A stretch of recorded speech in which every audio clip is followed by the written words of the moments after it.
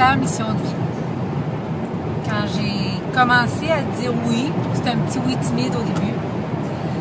Puis je me disais que ça allait être juste agréable, que ça allait juste être le fun de marcher vers toi, de répondre à mon appel, de grandir, de contribuer, d'aider des dizaines de gens, moi de devenir une meilleure être humain, puis que ma vie allait être en parfait équilibre, que j'allais être en sécurité, protégée et soutenue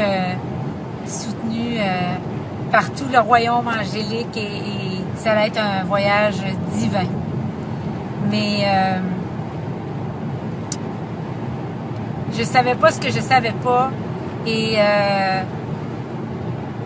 je savais pas qu'il y avait différents degrés de oui. Hein? Il y avait différents niveaux d'endossement puis d'acceptation de sa mission de vie.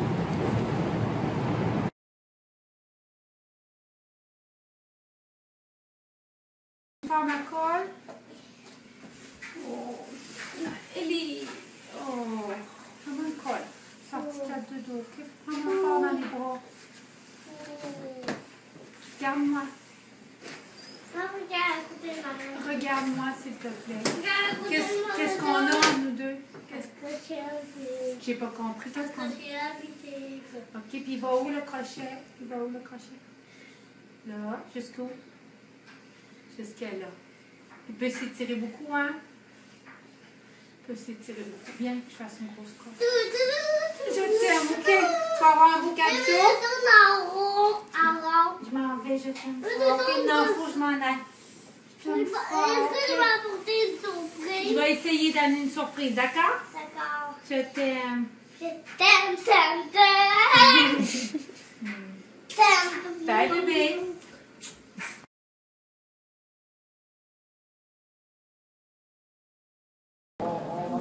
Parmi les défis que je ne m'attendais pas que tu allais me confier, c'était celui de revoler à nouveau, puis d'aller me mettre en danger encore, alors moi qui ai marché 2 fois dans la mort. Je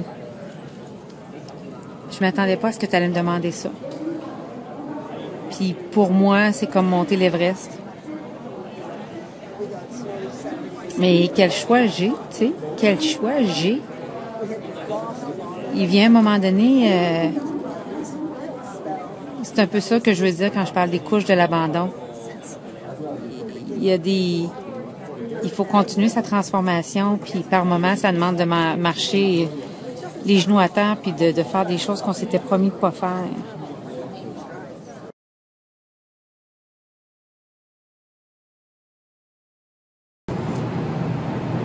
Eh bien, aujourd'hui, je comprends un peu plus c'est quoi.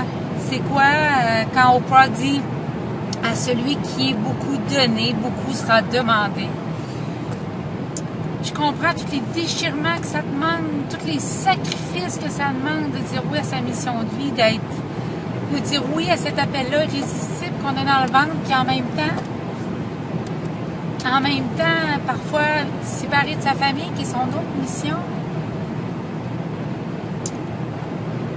Si j'avais su que c'est ça qui allait suivre quand j'allais te dire oui, je sais pas, j'aurais dit oui. Je le sais pas.